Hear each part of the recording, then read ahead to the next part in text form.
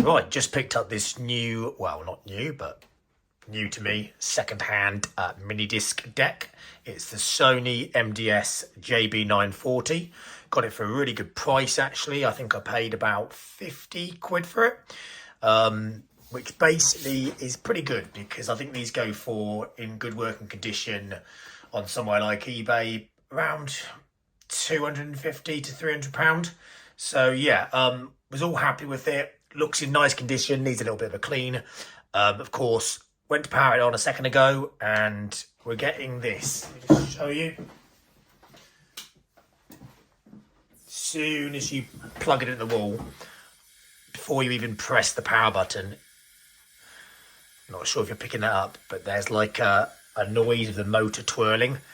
I think what's happening is the belt is probably slipping, or it's completely degraded, and the motor's trying to turn the mechanism, but it can't, so it's just in this forever loop.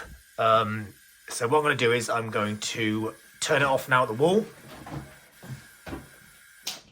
and let's crack it open and have a look and see if this is going to be a simple fix or a ball ache. All right, let's have a go. Let's get was going to use my little screwdriver, but actually I have got over here somewhere got an electric one, which makes it a bit faster.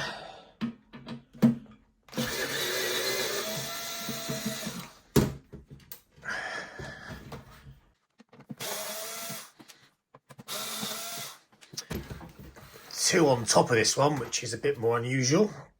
Normally you just have a couple on each side and maybe one or two on the back. But let's just have a look.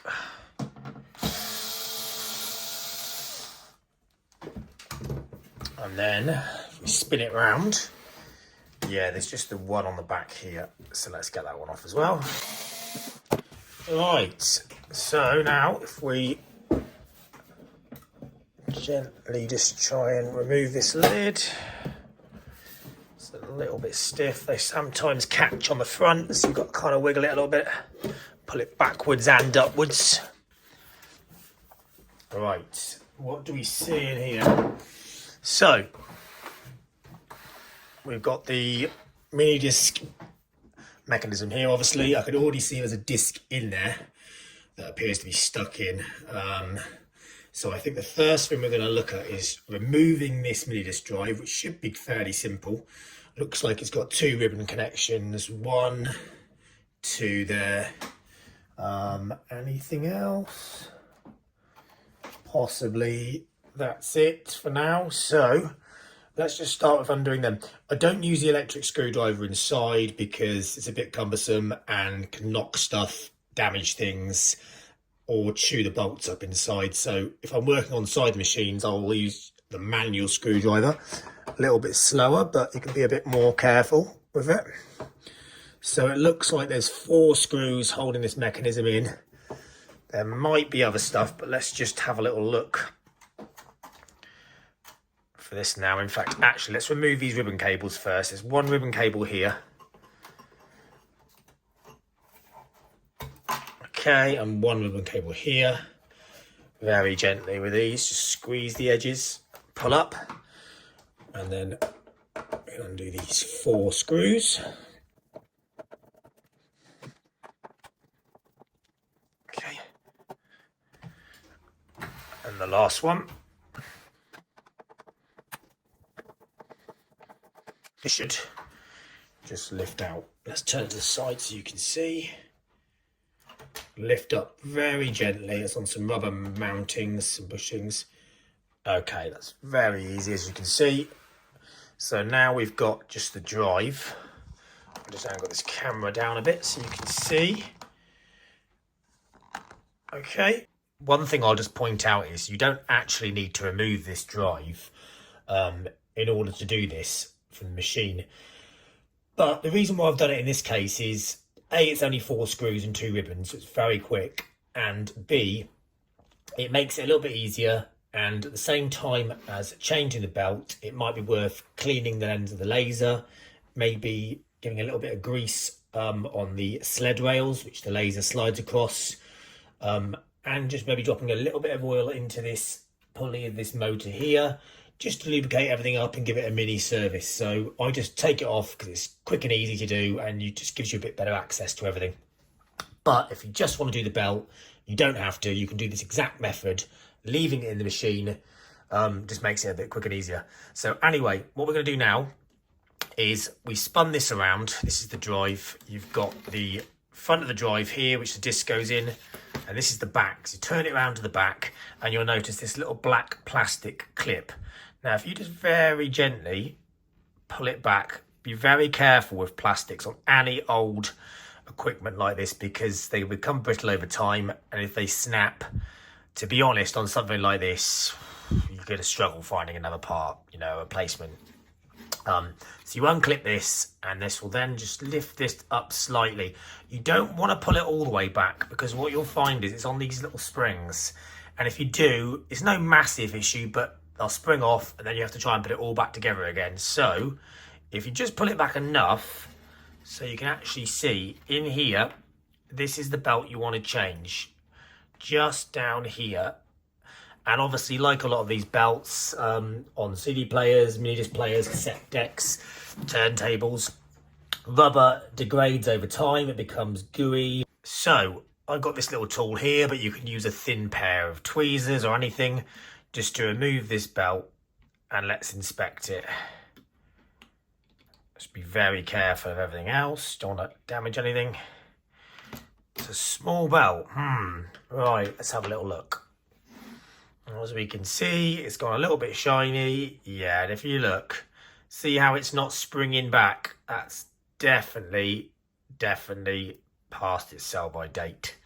So we need to replace it. The only issue I actually have is, sod's law, I haven't got any belts as small as that. I've got this one here, which is a lot bigger. You can use rubber O-rings, which aren't ideal at all, but that's pretty much the same size. Thing is, they don't have the same elasticity. So yeah, probably not use that. I'm just going to look at my box of tricks. Right, I've just looked through all my belts and O-rings. Not ideal. This is the original one, as you can see. And the closest I've got to it is this actual rubber O-rings type belt. It's very close. And because it's quite stiff, I think it'll probably do the job. This isn't the best example.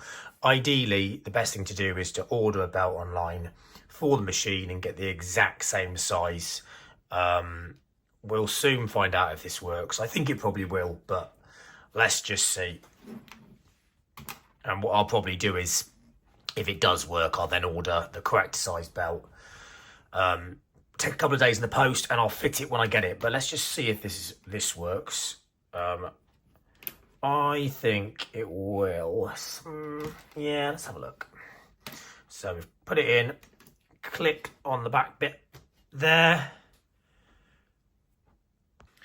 Right, before we put it back in the machine, I'm just gonna put a little bit of isopropyl alcohol. This is 99%, which just clean the lens with. You should be very, very gentle with this because they're very delicate. So if you can see in there, just in there is the lens.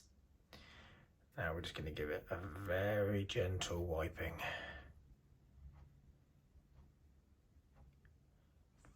Very gentle. And then what's important is to always give it a little dry off, because what you can find is the alcohol can dry slightly smeary. So really important to use the dry end of the Q-tip just to dry off the lens very gently. Okay, I think what else we'll do is just clean these guide rails that the motor slides on, because the grease they use from the factory over time, if you can imagine over 20 years, it dries up. So as you can see, it's these sled rails down here. Now, you can strip it and do a really good job. Again, just for the purpose of this video, I'm just going to show you a quick clean. Get in there, a little bit of alcohol. dry it off. To be honest, they're not too bad on this one. I can't see any grease that's dried up or any residue. And then we're just going to tiniest amount of oil. Again, the best thing, there'll be some people screaming at me now saying, you need to use Livium grease or similar. This is just a 3-in-1 oil. It's not probably the best thing to use, but I've been doing this for years and it works fine. Right, so we've just oiled up those sleds. We've cleaned the laser. And now we can put it back in the machine. So, let's go.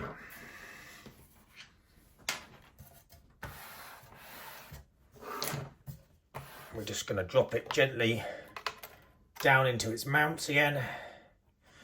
Line up the holes, make sure the ribbon cables aren't trapped. And then we're going to screw it back in. Right, so moment of truth, all back in the machine. Let's power it on. All right, that's good. As you can see, display's come on. It's not making a whirling sound anymore, which it was before, which is a good sign. Let's put a disc in.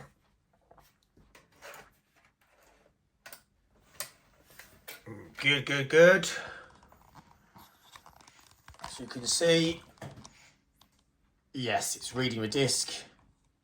Great. Let's just play a track, see if it's playing right.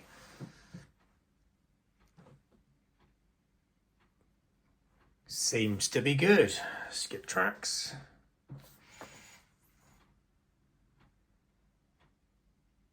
Brilliant. Appears to have fixed it. Great. If you got any questions, feel free to just comment in the description. And I'll try and do my best to get back to you. If you could, please like and subscribe to the channel. It's a new channel, completely new. And I'm just going to start trying to do hi-fi repair videos. Appreciate the quality is probably not brilliant at the moment, but hopefully I'll get better in time. And obviously, yeah, could just really do with the support, you know, starting a new channel. But hopefully this has helped some people. And I'll be back shortly with more videos of helpful tutorials. So yeah, in the meantime, see you later. Bye.